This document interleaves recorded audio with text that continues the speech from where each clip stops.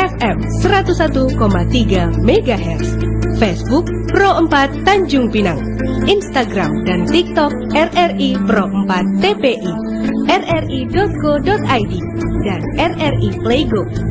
Pro 4 RRI Tanjung Pinang, suara budaya Nusantara. Ini Gugindam, pasal yang ke-9. Tahu pekerjaan tak baik, tetapi dikerjakan. Bukannya manusia, iaitulah syaitan. Kejahatan seorang perempuan tua, itulah iblis punya penggawa. Kepada segala hamba-hamba raja, disitulah syaitan tempatnya manja. Kebanyakan orang yang muda-muda, disitulah syaitan tempat bergoda. Perkumpulan laki-laki dengan perempuan, disitulah syaitan punya jamuan. Adapun orang tua yang hemat, syaitan tak suka buat sahabat. Jika orang muda kuat berguru, dengan syaitan jadi berseteru.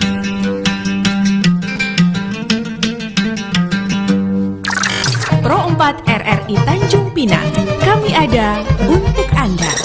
Aisyah. Anton 2, 3 kucing berlari, mana nak sama si kucing belang. Aduh. Syahrudin. Nah, petang hari ni, saudara perempat, kita dah siapkan lagu-lagu sedap Nusantara dan juga informasi-informasi budaya. Wina. Wina buka kembali talian telefon 077145055561. Aji. Dari Kepulauan Riau, Indonesia, Pro 4 RRI Tanjung Pinang, suara budaya Nusantara. Saudara Pro 4. Juju. Salah satunya seperti kuliner yang satu ini adalah laksa. Siapa yang tak tahu laksa kan? Di 101,3 MHz, RRI Playgo, rri.co.id.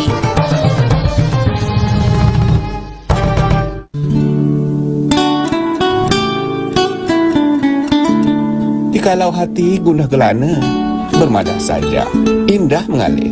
Puisi dan syair, syarat bermakna di dalam wadah Taman Penyair. Taman Penyair, setiap hari Jumaat pukul 21 hingga 22 waktu Indonesia Barat.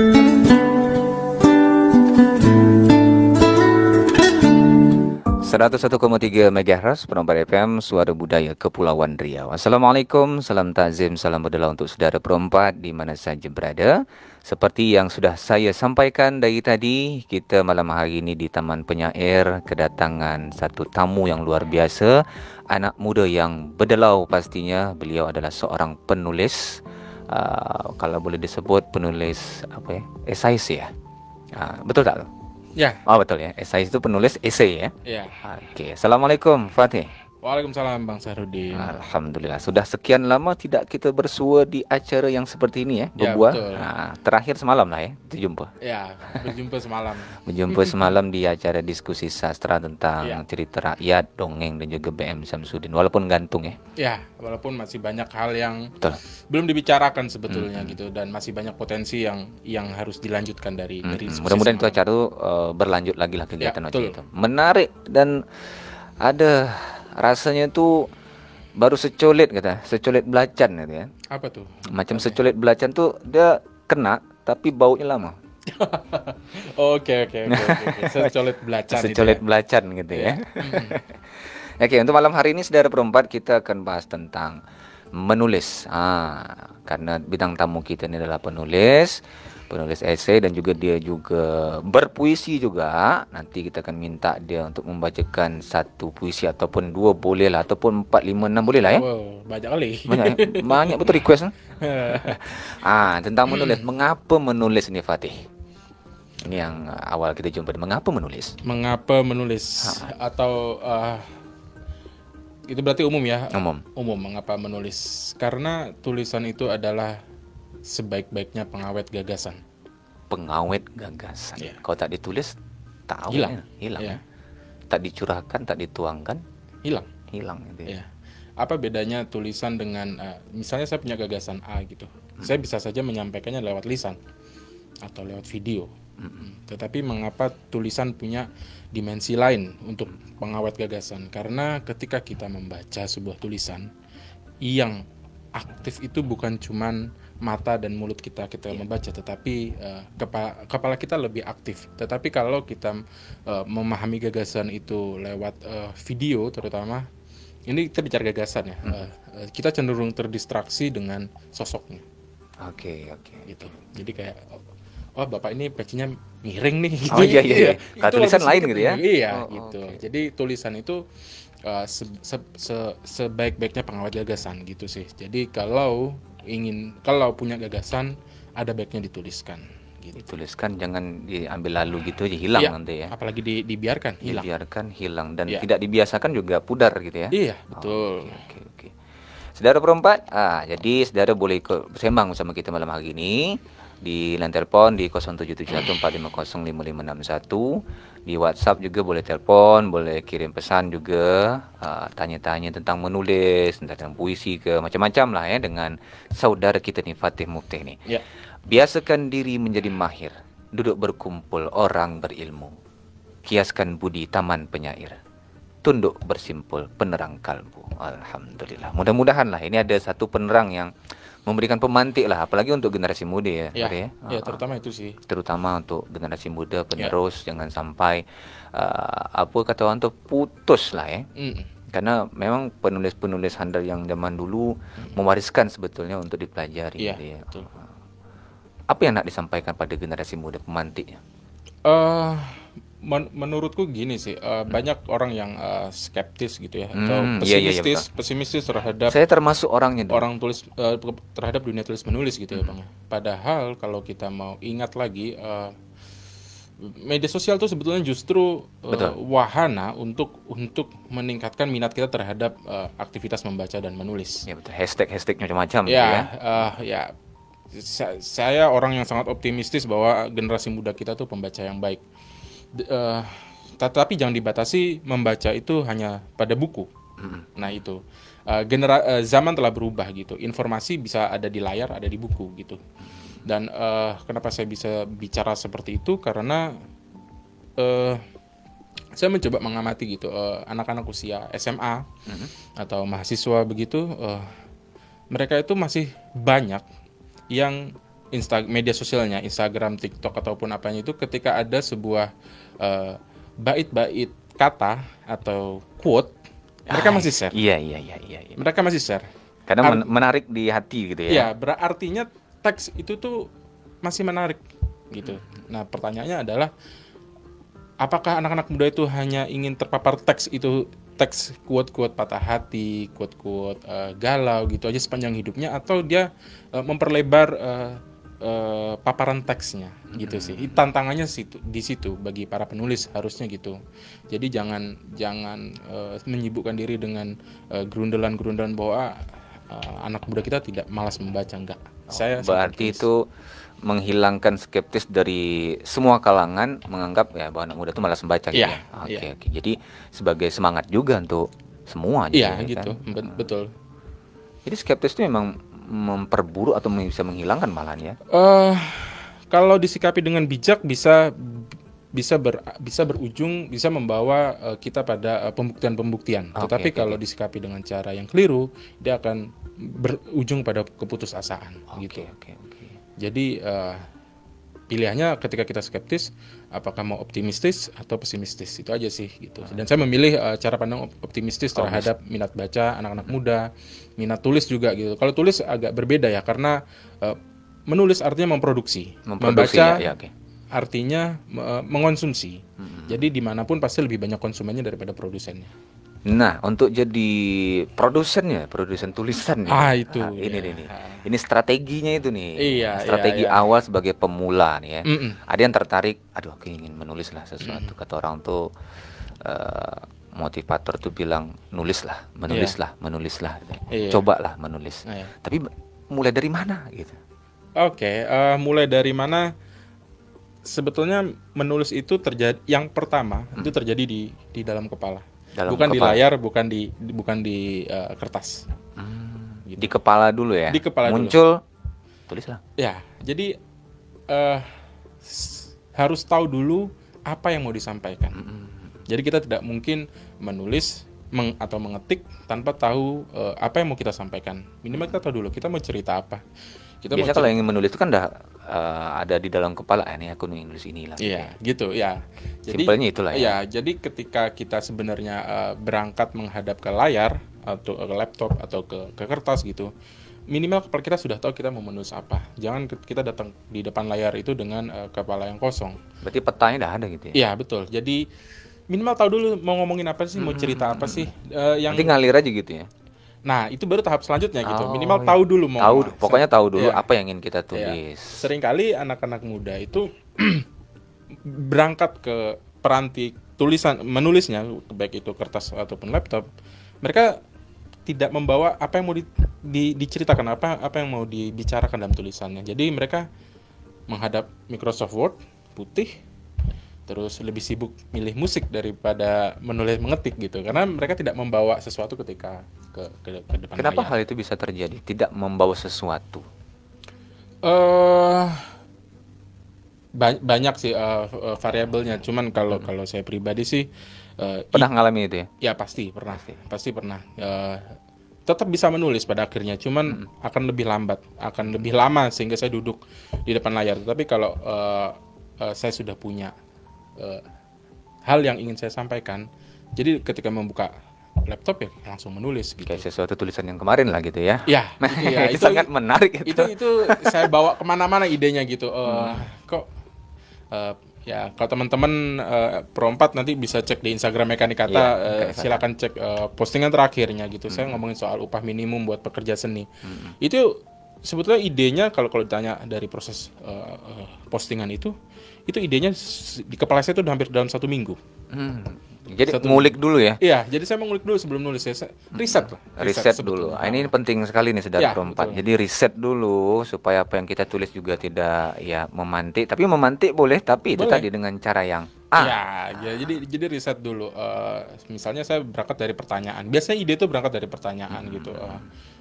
Saya waktu itu di membawa pertanyaan seperti ini. Kenapa yang boleh ribut-ribut soal upah minimum itu sebenarnya cuma buruh? Apakah kan buruh itu kan kata lain dari pekerja. Pekerja apapun dia buruh. Seni juga buruh seni. Pekerja gitu. Seni buruh seni gitu. Dan kenapa cuma buruh-buruh pabrik saja yang selalu setiap tahun dalam tanda kutip dibolehkan untuk meribut-ributkan upah minimum, dan kita di pekerja seni kok anteng-anteng aja gitu loh. Nah, saya membawa pertanyaan itu lama gitu sampai baru dapat data yang dari Pemkab Kebumen. Saya coba baca, oh iya, kenapa seharusnya kan kalau pemerintah daerah Kebumen saja bisa mempublikasikan upah minimumnya, kenapa pemerintah daerah yang lain tidak gitu sih. Itu satu contoh ya. Jadi ya pemantik juga loh untuk orang bersuara gitu ya kan. Iya, betul. Tapi dengan data yang valid gitu ya. Jangan sampai dengan data-data yang tidak sesuai juga gitu ya. Oke. Nah, kalau menulis ini kan asik ya. Menulis itu asik dan menyenangkan. Terus apakah mudah? Dia mudah sulit itu boleh dikatakan ya hampir berdekatan lah gitu ya. Mudah dan susah gitu ya. Terus untuk menjadikan mudah dan susah ini jadi satu tujuan yang mengasyikkan menulis itu mana? Mudah atau susah itu sebetulnya berada di dalam kepala ya. Jadi suatu aktivitas. Balik lagi ke kepala kita ya. Dapurnya. Jadi suatu aktivitas bisa menjadi mudah dan suatu aktivitas bisa menjadi susah, tergantung persepsi di kepala kita gitu. Nah, dalam urusan menulis itu ya yang pertama itu biasanya untuk suka terhadap aktivitas menulisnya. Dan hindari kerumitan. Berarti sederhana saja gitu. Bercerita tentang apa yang kamu tahu, apa yang kamu rasakan. Misal saya tidak punya latar belakang nuklir misalnya, tetapi saya menyibukkan diri menulis nuklir, perjuangannya akan lebih payah gitu. Iya juga. Dan saya akan, capek baca artikel-artikel ilmiah tentang nuklir gitu. Karena tidak sesuai dengan keilmuan gitu ya. Jadi saya tidak tahu gitu. Tapi misalnya saya cerita tentang yang sederhana-sederhana, misalnya saya cerita tentang masakan ibu saya gitu. Jadi saya akan tahu gitu, dan cuma saya yang tahu. Jadi saya senang saja nulisnya. Jadi dengan tulisan tuh ibaratnya memvisualkan seperti apa orang tua itu memasak gitu ya. Iya gitu. Jadi saya tinggal cerita saja tentang ibu saya memasak apa, mengapa dia memasak ini, kapan dia memasaknya gitu. Jadi karena itu sesuatu yang saya tahu. Tapi ketika kita menulis sesuatu yang jauh dari kita, akan butuh usaha lebih, tenaga lebih. Nah pertanyaannya apakah kita mau? Gitu. Oke. Mau atau tidak? Iya betul. Kalau tak mau susah. Kalau tak mau susah. Kan jadi susah. Tapi kalau kita mau, kalau mau mudah. Mudah. Kalau tak mau susah. Iya. Kalau mau mudah. Insyaallah gitu ya. Baik, kita coba terima telepon WhatsApp-nya. Ada siapa yang nak? Boleh. Assalamualaikum. Waalaikumsalam Bang Sarudin. Oke, Bang Renal. Siap. Malam ini kita bersama seorang penulis muda yang luar biasa, Bang Fatih Muftih, tentang menulis nih. Bang Renal, bagaimana tanggapan Bang Renal tentang menulis? Dan mungkin ada yang ingin ditanyakan sama narasumber kita malam hari ini, silakan. Mohon izin Bang Fatih. Ya. Assalamualaikum Bang Fatih. Waalaikumsalam. Tadi kan Bang Fatih menjelaskan panjang lebar tentang masalah cara menulis, bagaimana inspirasi kita dituangkan di kertas putih, dengan menggerakkan pena-pena dan lain sebagainya tadi kan gitu. Nah, bagaimana cara menulis ini sehingganya para pembaca minat baca berulang-ulang kali, jadi seolah-olah contoh penulis Bang Fatih, wah ini tulisannya bagus, berkenan, berkesan. Dan kadang kebanyakan orang menulis buat buku, hanya sebentar udah campak gitu saja. Jadi kita selaku penulis kan capek menguras otak dengan biaya pena dan lain sebagainya kan jadi sia-sia begitu saja. Jadi menurut Bang Fatih itu bagaimana supaya para pembaca menarik tulisan kita. Misalnya salah satu contoh ya. Contoh sebagai penulis syair umpama kan. Syair ini beruang enak cara syairnya, bagus. Jadi kan enak terbaca dengan para pembaca, jadi berulang-ulang. Jadi bagaimana menurut Bang Fatih supaya para pembaca menarik lah gitu. Itu aja masukan. Assalamualaikum warahmatullahi wabarakatuh. Waalaikumsalam warahmatullahi wabarakatuh. Terima kasih. Ada Bang Renal Bustami mungkin lagi tugas juga di malam ini ya. Oke. Mungkin boleh langsung ditanggapan nih Fatih. Saya coba menjawabnya dengan tulisan secara umum ya. Jadi tidak terbatas genre-nya itu puisi ataupun prosa ataupun esai atau artikel biasa. Pokoknya ini kita bicara soal tulisan secara umum dulu gitu. Karena setiap genre itu nanti akan punya kiat dan triknya masing-masing. Tetapi saya akan menjawab dulu secara umum dulu gitu ya. Jadi untuk menulis itu tadi saya sudah bilang yang pertama itu kamu harus tahu dulu mau ngomong apa. Itu penting banget. Jadi ide yang membuat kita tulisannya tidak akan kemana-mana gitu. Jadi fokus. Jadi kita harus punya ide dulu. Kita harus tahu dulu mau ngomong apa. Dan kadang-kadang mau ngomong apa itu harus diuji gitu. Kita coba sharing ke teman-teman. Kalau aku nulis tentang ini, kira-kira seperti apa ya gitu. Itu menguji ide sebetulnya gitu. Kemudian setelah kita tahu mau ngomong apa, kita harus tahu mediumnya apa. Apakah mediumnya ini macam-macam ya untuk zaman sekarang gitu ya. Misalnya untuk buku atau untuk media massa atau untuk media sosial. Media sosial pun berbeda-beda. Ada Instagram, ada Twitter, ada Facebook, bahkan ada TikTok gitu. Kita harus tahu dulu tulisan kita ini akan kita masukkan di medium yang mana gitu. Karena masing-masing medium itu punya karakternya.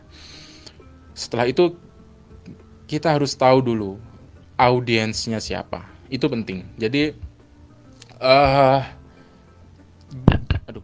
bagaimanapun menulis itu adalah menyampaikan gagasan kita untuk ke pembaca. Jadi kita harus memikirkan audiens kita juga gitu.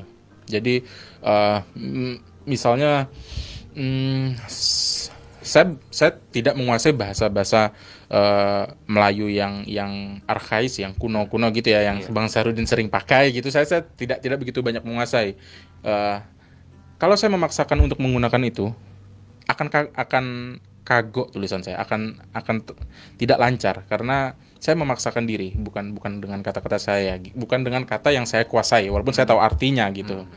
Nah itu karena saya melihat audiens saya juga bukan orang khusus orang-orang Melayu, Bisa saja pembaca saya dari Jawa. Saya ketemu kata yang terlalu rumit, terlalu sangat Melayu akan susah juga anak. Bang Sarudin pun gitu juga ketika siaran, karena audiensnya orang Melayu, maka berbahasa Melayu kental pun tidak masalah gitu. Gitu. Karena tahu audiensnya. Tetapi di acara yang lain beda. Karena tahu audiensnya. Menulis juga seperti itu. Tahu ngomong apa, tahu mediumnya kemana, tahu audiensnya siapa. Itu secara umum seperti itu ya gitu. Termasuk ketika menulis puisi pun gitu juga. Saya ketika menulis puisi, ada yang memang dia akan menjadi puisi teks. Puisi teks itu artinya puisi ini tidak akan pernah kuat ketika dibaca di atas panggung. Karena memang disusun untuk menemani pembaca sendiri dalam kamar. Jadi sesuai dengan audiensnya itu membacanya seperti gaya apa yang dia inginkan. Iya, ketika audiens, ketika untuk puisi panggung ya saya akan mengkonstruksi tulisan saya dengan kebutuhan panggung begitu. Karena saya paham audiensnya, ide saya ini mau dibawa kemana dan audiensnya siapa gitu. Oke, nah itu Bang Renal ya. Mudah-mudahan tercerahkan lah gitu ya. Mudah-mudahan jadi sebagai kita sama-sama belajar bagaimana menjadi seorang penulis ya. Tahu audiensnya yang dibutuhkan seperti apa, itu yang akan kita tulis gitu ya. Oke. Kita coba baca yang ada di Facebook Pro 4. Ini ada Asti, Kupang NTT hadir katanya, ada Pak Siswanto juga. Terima kasih. Kita coba terima telepon nih. Assalamualaikum, selamat malam. Selamat malam, Din. Ini dia. Tok Londe. Ya, selamat malam narasumber. Selamat malam, Mbak. Ya. Masalah tulis menulis ini sedikit saya pertanyakan. Kejadian kepada saya apabila menulis sesuatu, apalagi Datua ini nulis soal cinta. Ya. Langsung tak bisa, oleh karena Datua tak perlu bercinta. Ya, itu. Jadi yang saya tanyakan, kenapa saya ini sudah umur 70 tahun ini nulis pantun atau lagu syair-syair Melayu ataupun apapun yang akan saya karang dengan tulisan itu, mata tertutup, mengantuk. Ini tolong ceritakan. Sebab saya ini penulis juga zaman muda. Ya, membuat satu celoteh juga zaman muda. Sekarang dah 70 tahun ini ya bisa berdrama di atas pentas, tapi tak mungkin dibuat lagi karena udah lansia. Terima kasih. Assalamualaikum warahmatullahi wabarakatuh. Waalaikumsalam warahmatullahi wabarakatuh. Terima kasih Pak Tok Londe. Dia penulis juga dulunya ya. Jadi ingin kembali lagi seperti kejayaan dulu. Bagaimana gitu caranya? Tadi pertanyaan gimana? Dia cinta gimana tadi ya? Dia mudah mengantuk gitu ya. Jadi macam hilang itu apa yang ingin dia tulis. Oke. Pertama saya salut gitu ya, sampai usia 70 Tok Londe ini masih menulis. Saya juga berharap saya sampai di usia itu dan masih produktif menulis gitu, karena menulis itu tidak kenal kata selesai sih. Jadi sampai hari ini pun saya tetap belajar untuk menulis lebih baik dari hari kemarin, karena nggak ada kata finish dari soal menulis gitu. Dia terus berkembang dan harus terus belajar. Jadi kalau bicara soal mengantuk ya, saya pun demikian juga kadang-kadang ketika sudah duduk itu kok malah ngantuk ya. Ini apa kurang kopi gitu ya? Ya, apa kurang kopi, sudah bikin kopi kok masih ngantuk ya. Ya saya bawa tidur. Tetapi pada prinsipnya begini sih, tidak perlu dalam sekali duduk itu tulisan harus selesai. Gitu. Jadi misalnya ketika duduk hanya mampu satu paragraf, ya sudah selesai. Nanti disambung lagi. Banyak orang berpikir bahwa duduk harus langsung selesai begitu. Tidak semua orang punya stamina itu, dan tidak punya semua orang punya energi untuk mampu seperti itu gitu. Dan tidak harus ketika kita duduk menghasilkan tulisan langsung tulisan bagus. Itu tidak harus. Tulisan saya banyak yang jelek, tapi saya simpan. Karena sebagai referensi juga ya. Oh, aku dulu seperti ini gitu. Iya, begitu. Dan sebagai latihan juga gitu loh. Ada banyak draft tulisan yang tidak selesai gitu, ya sudah saya simpan begitu. Kemudian kalau soal mengantuk itu Gini, saya punya saran yang saya baca dari mungkin Mukhtar Lubis ya atau Hemingway, saya agak lupa. Berhentilah ketika kamu masih tahu mau menulis apa. Saya biasanya terapkan ini. Jadi misalnya untuk tulisan 1000 kata misalnya ya, untuk artikel koran tuh 1000 sampai 1200 kata gitu. Tetapi baru 200 kata saya sudah mengantuk, udah berat gitu. Saya harus memilih untuk menutup laptop ketika saya tahu paragraf selanjutnya saya mau cerita apa. Berhentilah dulu ya. Berhentilah ketika kita tahu kita menulis apa. Jangan berhenti ketika kita tidak tahu lanjutannya apa. Karena kalau kita berhenti ketika kita tidak tahu lanjutannya apa, kita datangnya akan malas nanti. Belum dapat ide nih. Tapi kalau kita udah tahu, oh iya, ini babak ini nih. Sekarang waktunya masuk babak ini nih. Karena kita tahu. Jadi saya istirahat dari menulis ketika saya tahu saya sambungan tulisannya ini apa nih besok gitu. Gitu sih. Itu trik yang sangat jitu dan saya terapkan sampai sekarang gitu. Jadi saya tidak akan istirahat ketika blank gitulah. Saya tidak akan istirahat ketika blank. Saya istirahat ketika tahu kelanjutannya. Berarti istirahat dulu bentar. Iya. Saya pun istirahat gitu, atau mungkin jalan-jalan dulu, atau mungkin mandi dulu, tidur dulu lah gitu ya. Iya, gitu. Duduk di sebelum senja saja. Atau ngopi dulu ke kedai kopi. Tapi saya tahu di rumah itu sudah paragraf kedua dan paragraf ketiganya saya akan bercerita tentang ini saya sudah tahu. Gitu. Itu kuncinya tuh. Baik, mudah-mudahan masuklah ya, Tolonde ya. Insyaallah ya. Kita sama-sama belajar di Tolonde, mudah-mudahan jadi semangat sampai bila-bila untuk menulis sesuatu yang bermanfaat untuk orang lain. Apalagi boleh dibilang menulis ini apalagi yang hal bermanfaat jadi amal ibadah juga untuk kita. Iya, betul. Insyaallah. Kalau kita dah tak ada pun orang ingat dengan tulisan-tulisan kita seperti penulis-penulis terdahulu kan, karya-karya mereka dapat kita baca lagi sampai sekarang. Iya. Dan penyimpanan yang naskah-naskah itu juga yang dijaga, apalagi naskah-naskah lawas itu kan tentunya ada di museum atau mungkin ada di perorangan. Ini pelestarian itu yang sangat penting. Oke. Ini ada Irma Sari di Facebook Pro 4. Dia komen, Assalamualaikum. Waalaikumsalam warahmatullahi wabarakatuh. Sehat dan sukses selalu buat Abang Syah dan juga Bang Fatih. Oke, terima kasih Irma Sari. Dulu berpuisi juga berani. Saya lupa Irma Sari. Irma Sari itu. Terus ada Bang Iwan Winarto. Keren Bang Patih. Waduh. Sering juga nih membaca tulisan dan ulasan beliau katanya. Berkarakter dan memiliki pembeda dengan yang lain. Tulisannya itu selalu hidup. Nah, ini dia pertanyaannya. Apa triknya agar tulisannya itu tidak membosankan atau flat gitu ya? Sukses dan sehat selalu buat Bang Patih katanya. Gimana tuh Bang? Silakan. Oke, aku udah bikin ringkasan nih sebenarnya. Pasti ada pertanyaan ini gitu. Ada tuh. Ada pertanyaan ini dan sebetulnya kabar buruknya tidak ada formula yang pasti. Jadi soal tulisan yang terasa hidup, soal tulisan yang tidak membosankan itu tidak ada formula yang 1 + 1 sama dengan 2. Jadi semua relatif. Tetapi ada saran mungkin yang bisa bermanfaat buat teman-teman Pro 4 untuk ketika menulis gitu ya. Ada 4. Saya meringkasnya dari beberapa sumber dan saya tambahin juga sendiri. Yang pertama itu KISS. KISS ya. KISS. Yang pertama KISS. Keep it short and simple.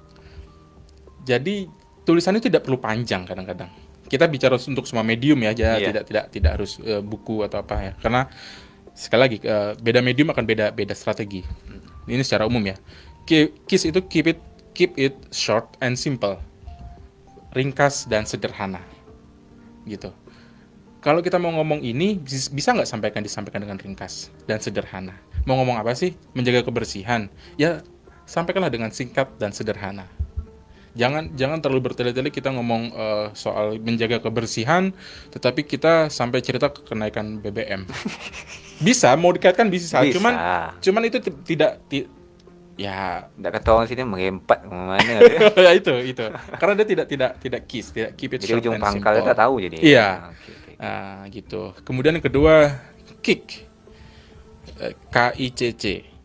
Keep it crystal clear. Jadi harus jernih. Artinya jernih itu crystal clear itu sejernih kristal gitu maksudnya. Buat tulisan yang sejernih kristal itu jelas bahwa kamu mau ngomong tentang menjaga kebersihan. Kamu tidak mau ngomong soal yang lain di dalam tulisan ini. Mungkin di tulisan yang lain kamu akan ngomong hal yang lain. Yang gitu. lain lagi. Ya. Tetapi di tulisan ini ide kamu harus clear. Jangan tercampur baur gitu. Apalagi sekarang itu kan orang banyak menulis di media sosial ya. Bang Sarudin bisa perhatikan ketika orang yang tidak memiliki keterampilan menulis bisa merepet kemana-mana idenya. Karena dia tidak clear, tidak menjaga idenya jernih gitu. Jernih itu dalam artian juga tidak amburadul, tidak multitafsir. Tidak multitafsir, jadi tidak melahirkan kebingungan-kebingungan. Misalnya, jagalah kebersihan karena kebersihan itu budaya kita. Betulkah budaya kita itu kebersihan? Nah itu tidak clear. Karena kita pembacanya bingung gitu, betul nggak? Itu. Kemudian yang ketiga, MIC ya, make it convincing. Buat tulisan itu meyakinkan. Buat tulisan meyakinkan itu bagi saya itu yang saya selalu perhatikan. Apakah tulisan saya meyakinkan pembaca gitu? Apakah ide saya bisa terserap baik kepada pembaca? Salah satu yang bisa dilakukan adalah memanfaatkan deskripsi indrawi sehingga tulisan kita meyakinkan. Deskripsi indrawi itu seperti ini. Misalnya saya bilang gedung RRI ini besar. Bang Sahrudin udah bisa menjelaskan besarnya seperti apa. Tetapi pendengar yang belum pernah lihat gedung RRI, dia akan bingung karena besar itu beda-beda untuk setiap orang. Nah, jadi tidak meyakinkan tulisan itu. Teks itu tidak meyakinkan. Tetapi misalnya kalau saya ganti misalnya dengan analogi gitu, misalnya kantor RRI itu luasnya hampir setara lapangan bola. Mulai kelihatan tuh. Mulai kelihatan tuh. Terus parkirannya ya bisa lah, halaman depannya bisa buat parkir ya sekitar 20 mobil. Yang mulai kelihatan daripada saya cuma bilang halaman parkirnya luas sekali loh. Gitu. Orang tidak tergambar luasnya seperti apa gitu. Iya gitu. Itu convincing. Jadi deskripsi indrawi, ada indera penglihatan, ada indera pendengaran gitu. Kalau saya bilang jalan di depan kantor RRI ini ramai. Ramainya seperti apa? Apakah seperti konser? Ramai beda-beda gitu. Tapi kalau saya ceritakan jalan raya di depan RRI itu dipenuhi oleh lalu lalang kendaraan. Apalagi setiap jam pulang kantor. Nah, itu menunjukkan bahwa jalan depannya ini ramai, nggak sepi. Dan satu saat juga bisa menjadi macet gitu ya. Iya, teksnya meyakinkan gitu. Kemudian yang terakhir pro. Yang ini yang jarang diperhatikan ya. Pro ini singkatan dari personal, related, dan organic. Jadi personal itu banyak orang berpikir bahwa apa pentingnya sih saya cerita ini? Itu. Oh iya. Apa pentingnya sih saya cerita ini? Apa pentingnya sih saya cerita misalnya soal masakan ibu saya? Nah gitu. Orang banyak lupa bahwa yang membuat sesuatu itu menjadi unik itu karena kita berbeda. Saya punya ibu, Bang Sahrudin punya ibu kita sama-sama memasak, tetapi kan masakan saya beda masakan ibu saya beda dengan masakan ibu. Dan itu yang membuat menjadi personal tidak masalah, tidak apa-apa. Tidak ada ide yang namanya remeh. Semakin personal ide kita, semakin unik cerita kita. Itu bahkan dikatakan oleh seorang sutradara Hollywood terkenal, Martin Scorsese. Semakin personal, semakin baik karya kita. Jadi jangan takut untuk menulis sesuatu yang sangat personal. Termasuk patah hati yang personal, jatuh cinta yang personal, kegagalan yang personal. Semua berhak untuk diceritakan. Itu personal. Kemudian related. Nah, apakah yang personal itu akan berkait dengan orang lain? Akan relate nggak sih orang itu? Relate, karena kita manusia. Iya. Saya bercerita tentang masakan ibu saya gitu. Yang saya harapkan itu bukan teman pembaca kemudian minta masakan ibu saya, bukan. Tetapi membuat pembaca itu terkenang dengan masakan ibunya. Nah itulah, being personal, menjadi personal itu akan memudahkan kita untuk terrelasi dengan orang lain. Jadi dia bisa menyelam dari tulisan itu ya. Iya. Kemudian organik yang ya akhirnya kita akan tumbuh untuk dengan menjadi pribadi yang pencerita yang personal itu, dan itu nggak ada masalah. Dan kalau teman-teman cek di Instagram pribadi saya cerita tentang hal yang personal, tentang adik saya yang memancing, tentang ini dan ya bukan sesuatu yang apa ya, yang tidak penting ya, terserah orang mandang apa, tetapi saya ingin bercerita gitu dan cerita yang personal itu biasanya ya justru lebih didengar daripada cerita yang umum gitu. Misalnya saya bercerita dengan harapan orang related gitu ya. Misalnya saya cerita saya baru duduk di kedai kopi gitu. Saya ngopi dengan teman-teman sekolah, udah. Karena itu kan cerita apa gitu. Yang personal di kedai kopi, apa yang kamu pikirkan, kamu membacakah, atau kamu lagi menelpon siapa di kedai kopi. Jadi buat saya pribadi menjadi personal itu adalah menjadi otentik, dan itulah awalan yang baik untuk menjadi seorang pengkarya. Oke. Dan orang yang membaca juga saking dia penasaran juga akan berlanjut, jadi bisa membayangkan aku dengan adik aku dulu begini. Iya, ya itu. Aduh, aku di kampung dengan mak macam gini masa kadang ngacau gitu ya kan. Kadang-kadang ngacau, kadang-kadang lupa matikan kompor, nah, sampai hangus gitu. Jadi ada apa namanya, rasa terikat gitu. Iya. Oke. Padahal saya nulis sangat personal, kan nulis tentang ibu saya yang memasak gitu. Iya. Ya, gitu. Dan sering saya baca tuh, aduh. Iya. Sampai habis baca tuh, mak kena balik gitu. Iya kan, ya saya harapannya seperti saya ingin bercerita tentang kasih seorang ibu gitu ya. Ujung-ujungnya ke kasih ibu. Iya, dan itu semua kan orang merasakan. Nah, betul. Itu loh. Dan itu menjadi related. Padahal pintu masuknya ibu saya sedang memasak masakan ini gitu loh. Saya mau masak kesukaan saya. Iya, gitu. Jadi pembaca juga membayangkan Anda ya pulang kampung gitu ya. Iya, misalnya yang lama tidak pulang kampung. Aku udah lama tak balik kampung nih. Oke. Semakin asik sebenarnya lagi menghayati gitu ya saudara perempat ya. Mudah-mudahan ini jadi apa namanya satu hal yang memberikan kesan yang mendalam lah ya untuk kita, bahwa menulis itu bukan hanya sekedar tulisan, tapi itu juga jadi inspirasi paling tidak untuk diri sendiri gitu ya, betul. Pengingat gitu ya. Oke, nanti kita akan sedikit berjalan ke puisi. Boleh. Karena Bang Fatih juga. Jikalau hati gundah gelana, bermadah saja, indah mengalir. Puisi dan syair syarat bermakna di dalam wadah Taman Penyair. Taman Penyair setiap hari Jumat pukul 21 hingga 22 waktu Indonesia Barat.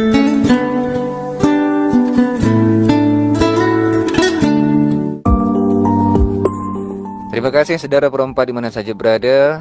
Masih dengarkan siaran kita Perempat FM, Suara Budaya Kepulauan Riau. Masih di Taman Penyair, saya Syahduddin Aznam, dan juga narasumber kita yang berdelau ini ada Fatih Muftih. Kita dah panjang kali lebar sama dengan luas tadi dah bercakap tentang menulis. Betul, banyak tulisan-tulisan yang ditulis oleh beliau nih, termasuk esai gitu ya, terus juga puisi ya, macam-macam lah, berita. Jadi kalau untuk jenis tulisan yang sering lah awak buatnya apa? Status Instagram. Status saya sebetulnya Instagram. tidak pernah membatasi diri. Saya ingin jago menulis puisi, menulis puisi saja, atau menulis prosa saja, atau menulis berita saja gitu. Tapi saya mendisiplinkan diri saya untuk mampu menulis semua genre gitu loh. Gitu. Jadi apa aja aku tulis.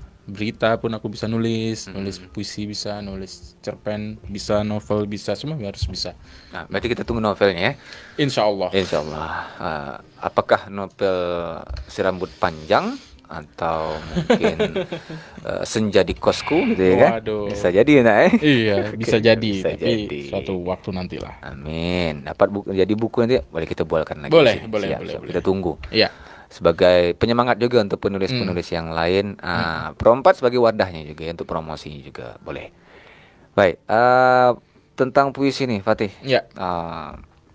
Karena ada satu kegiatan kemarin, apa namanya, yang di Gedung Gonggong tuh? Kala Musika ya. Kala Musika kemarin ya. Iya. Saya nengok dari jauh aja. Oh ada. Nengok dari jauh aja. Aduh sedapnya. Betul, hati tuh ingin gitu ya. Kepingin, tapi boleh ke tidak aku sampai ke dalam gitu ya kan. Kadang ada merasa boleh lah, naikkan kaki kita ke tapak itu memang ada ada masanya lah gitu ya. Mudah-mudahan lah lain waktu dapatlah bersembang ya tak? Boleh. Nengok dari jauh, alamak. Hai. andaikan dulu. Saya andaikan dulu. Andaikan. Kalau melanjutkan ini tak melanjutkan, lenyap macam hilang. Mungkin boleh belajar lagi lah nih. Oke, untuk puisinya nih, apa nih boleh dibacakan malam hari ini? Apa ya? Saya ingin baca puisi yang personal aja. Jadi saya ingin cerita bukan puisi yang berakar dari yang hebat-hebat gitu ya. Jadi saya coba satu puisi pendek dulu ya. Judulnya T ditambah T sama dengan T. Oke, silakan. Jadi ditulisnya seperti itu ya. Jadi T plus T sama dengan T gitu. Saya memanfaatkan ragam bahasa matematika gitu. Jadi oke. T tambah T sama dengan T. Ini rumus matematika kehidupan paling sederhana di dunia yang disarikan dari algoritma fotosintesis ketika seorang buta melihat mawar mekar di depan rumah. Tubuh tambah tabah sama dengan tumbuh. Sebab yang tabah mestilah tubuh. Setiap yang tambah mestilah tumbuh. Gitu. Begitulah pokoknya. Dalam. Jadi kalau kita mendengarkan dengan penghayatan, sebetulnya kalimat-kalimat kata-kata yang keluar tadi itulah hidup ya. Iya. Perkalian pertambahan matematika gitu ya. Hidup. Tambah tumbuh. Oke. Hai. Ya begitulah ya. Satu puisi pendek tapi itu mendalam sebenarnya. Oke, kita akan lanjut lagi. Jadi saudara perempat boleh ikut bergabung lagi ya. Boleh. Mari. Mari, silakan di telepon kita di 0771 450 5561 atau juga di WhatsApp 0811 7048 860. Fatih, tantangan menulis. Tantangan pasti banyak lah ya. Banyak. Tantangan terberat? Tantangan terberat itu apakah sangat ngantuk? Bukan ketiadaan ide, bukan. Sebetulnya tantangan terberat itu diri sendiri. Karena menulis dan menonton YouTube lebih asik menonton YouTube. Iya, betul sekali. Menulis dengan ngopi dengan kawan-kawan enak, ngopi dengan kawan-kawan. Tetapi kalau tidak didisiplinkan, ya tidak akan bisa gitu. Jadi rumus keterampilan semua ilmu di dunia ini aku pikir adalah mendisiplinkan diri gitu. Mendisiplinkan diri. Jadi saya biasanya mendisiplinkan diri dalam menulis ini ada dua. Pertama, mendisiplinkan membaca, itu wajib. Ini jangan lupakan ya. Jadi nggak mungkin bisa menulis tanpa membaca. Jadi minimal kalau untuk satu hari itu banyak yang dibaca, satu buku atau dua buku gitu. Aku nggak harus gitu ya. Nggak pakai berapa buku gitu. Jadi aku punya momen seperti ini gitu. Kalau ke kedai kopi, misalnya aku mau keluar kos gitu, jadi aku akan bawa buku yang ini. Ketika di kos, aku baca buku yang ini. Ketika buang air besar, aku baca buku yang ini. Gitu. Jadi dalam satu waktu yang bersamaan, aku membaca buku yang berbeda-beda gitu. Kemudian dan harus berani mendisiplinkan diri itu artinya misalnya di kedai kopi gitu, teman-teman belum datang, baru sendiri gitu ya. Ya udah aku nyalakan stopwatch 10 menit, aku matikan handphone. Aku matikan sinyalnya. Pakai mode pesawat, terus aku nyalakan stopwatch 10 menit. Jadi selama 10 menit aku sama sekali tidak terganggu, dan itu lebih baik daripada membaca tapi sambil balas WhatsApp dulu, baca lagi gitu ya. Jadi saya memilih fokus gitu ya. Oke. Berarti fokus itu penting ya, mendisiplinkan diri. Mendisiplinkan diri. Termasuk menulis gitu juga. Biasanya saya buat mode tidak ada gangguan gitu di handphone kan bisa seperti itu. Jadi dalam 1 jam, baru 1 jam saya baru buka handphone, baru lihat ada telepon siapa, ada WA siapa gitu. Nanti dimatikan lagi. Misalnya selama 30 menit kemudian baru saya nyalakan lagi gitu. Ya tantangannya itu sih sebetulnya dengan diri sendiri. Nggak ada tantangan yang aneh-aneh, tidak ada ide yang harus ke tempat yang sepi nih, harus minum kopi, nggak ada. Tantangannya diri sendiri. Tantangannya diri sendiri. Itu yang harus kita tantang gitu. Iya, harus kita tantang gitu. Berdiri di cermin, tantang kau gitu kan. Harus menantang diri ibaratnya sendiri. Gitu lah ya. Oke. Siap. Waktunya. Wahai jam. Kenapa begitu cepat berlalu gitu ya. Dalam 1 jam kita ngobrol nih ya. Iya. Aduh. Tapi kalau olahraga kenapa jamnya terasa lama sekali ya? Iya. Tapi kalau kita ngobrol yang asik itu dan juga ngena di hati memang. Ya, waktu 2-3 jam tuh singkat ya. Artinya kan lama dan sebentar itu relatif. Relatif ya. Tergantung kepala kita memaknainya cepat atau lambat. Nah, yang menulis susah lah menulis. Menulis tuh gampang kok ya, tergantung kita memaknainya seperti apa. Kita menikmatinya gitu. Iya. Dan malam ini jujur sebagai penyiar juga saya menikmati apa yang kita obrolkan gitu ya. Ada wahai buku-buku ini depan meja. Iya. Godalah aku. Oke. Yang terakhir nih Fatih, kesan dan pesan tentang menulis. Kesan yang paling berkesan. Apa ya? Ya akan sangat personal kalau menjawab pertanyaan seperti itu, tetapi percayalah ya, orang yang mampu menulis akan berbeda dengan yang tidak mampu menulis. Apapun profesi teman-teman, ketika teman-teman bisa menulis akan punya nilai lebih dibandingkan yang mereka tidak menulis. Karena menulis itu menunjukkan kemampuan berpikir. Jadi sama-sama jualan cilok misalnya, tapi seorang pedagang cilok ini bisa nulis, pasti nilainya beda. Sama-sama wali kota yang ini bisa nulis, pasti nilainya beda dengan wali kota yang nggak nulis buku. Beda ada nilai tambah gitu ya. Iya, karena menulis itu adalah bukti bahwa kamu itu bisa berpikir dan bisa menyampaikan pikiranmu. Gitu. Oke. Pesan untuk menulis. Pesan buat penulis. Pesan untuk tentang menulis ya. Menulis itu teman-teman kayak naik sepeda gitu.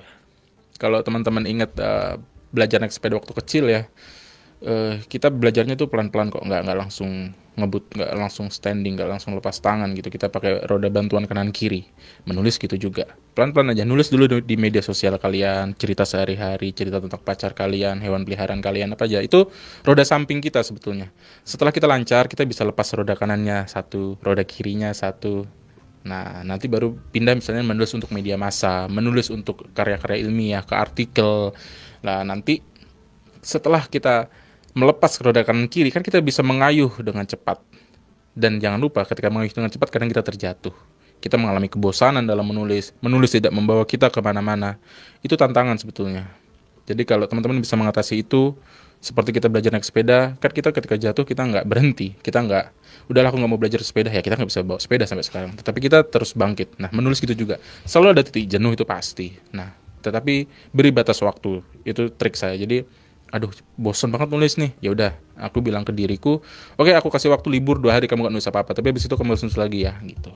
Jadi saya beri batas waktu ketika jenuh untuk kemudian nulis lagi gitu sebetulnya. Dan karena dia keterampilan, rumusnya sama, harus berlatih setiap hari.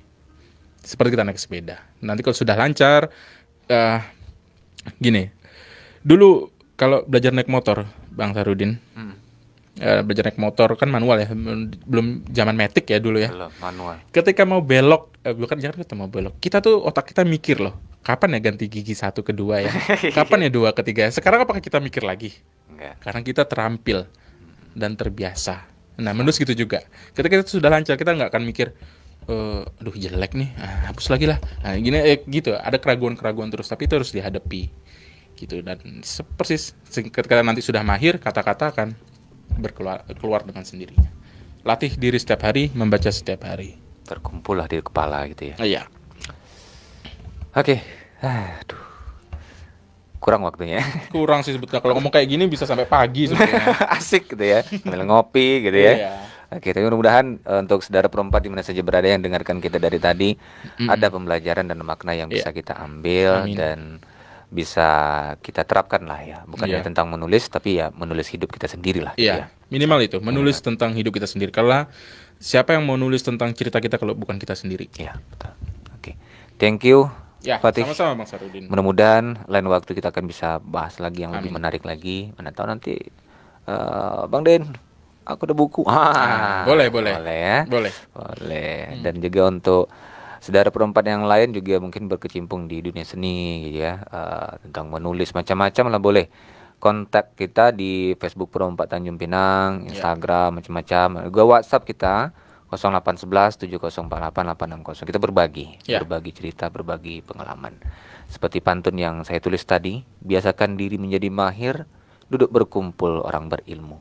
Kiaskan budi taman penyair, tunduk bersimpul penerang kalbu.